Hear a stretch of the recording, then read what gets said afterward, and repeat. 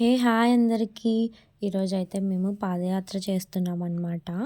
ఎందుకంటే ప్రతి ధనుర్మాసంలో మేము అయితే ఇలా పాదయాత్ర చేస్తాము ఏదో ఒక టెంపుల్‌కి. ఈసారి లాస్ట్ శనివారం అని అందరూ ఒక 250 ఫ్యామిలీస్ వరకైతే గ్యాదర్ అయ్యి మేము ఇక్కడ రామాలయం టెంపుల్ నుండి అయితే నాచారం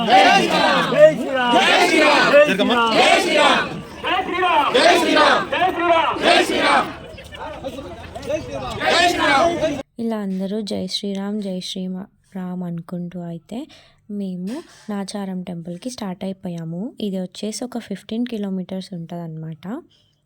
ఇలా మేము అందరం కలిసి నడవడానికి మెయిన్ రీజన్ ఏంటంటే ఈ గ్రామంలో ఉన్న వాళ్ళందరూ బాగుండాలి, ఇంకా పంటలు, పొలాలు, పశువులు అన్నీ ఆరోగ్యంగా ఉండాలి అని అయితే మేము ఇలా ప్రతి ఇయర్ ధనుర్మాసంలో అయితే టెంపుల్కి నడుచుకుంటూ వెళ్తాము.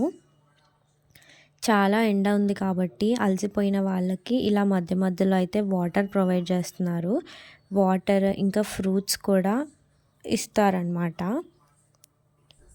కొన్ని ఇలా మధ్యలో నడుచుకుంటూ వెళ్తుంటే కొన్ని గ్రామాల్లో ఇలా టెంపుల్స్ అయితే ఉంటే దర్శనం చేసేసుకొని మళ్ళీ అయితే స్టార్ట్ అయిపోయాము. చాలా ఎండ ఉండడం వల్ల చాలా అలసిపోతున్నాము. ఇలా మధ్య మధ్యలో అయితే నేను ఏమైనా వ్యూ పాయింట్స్ ఉంటే క్యాప్చర్ చేస్తూ వస్తూ ఉన్నామన్నమాట. ఇది నేను నా ఫ్రెండ్ ఇలా మేమైతే నడుచుకుంటూ కాసేపు అలా అలసిపోయేసరికి మేమైతే ఇక్కడికి వచ్చేపు ఆగాము. చాలా ప్రశాంతంగా ఉంది అలా ఆగి నడుస్తుంటే.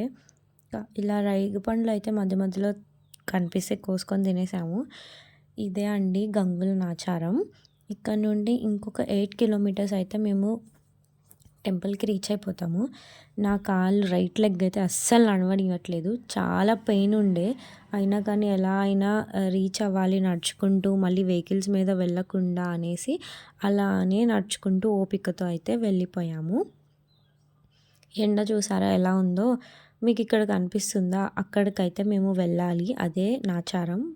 సో ఎట్ లాస్ట్ మేమైతే రీచ్ అయిపోయాము నాచారం వెంకటేశ్వర స్వామి టెంపుల్కి అయితే. ఇలా మేము దర్శనం చేసుకొని అలా కాసేపు అయితే కూర్చున్నాము. నా కాళ్ళు చూసారా ఎంత దారుణంగా అయ్యాయో. అక్కడ ప్రసాదం కౌంటర్ ఉంటే ప్రసాదం తీసుకొని తినేసి మళ్ళీ రిటర్న్ అయితే స్టార్ట్ అయిపోదామని ఇక్కడ మా డాడీ అయితే ప్రసాదం తీసుకుంటున్నారు. రిటర్న్ అయితే మాకు వెహికల్స్ ప్రొవైడ్ చేశారు. ఇలా మా పెద్దమ్మ వాళ్ళు అందరూ అయితే ఫొటోస్ దిగారు. నేను మా ఫ్రెండ్ అయితే అడుగులో అడుగేసుకుంటూ నడవలేకైతే వెళ్ళాము. ఇలా ప్రసాదం తినేసి కాసేపు అయితే అలా కూర్చొని మెడిటేషన్ అయితే చేసాము. ఒక 5 minutes వరకు పీస్ఫుల్గా ఉంటుంది అనేసి.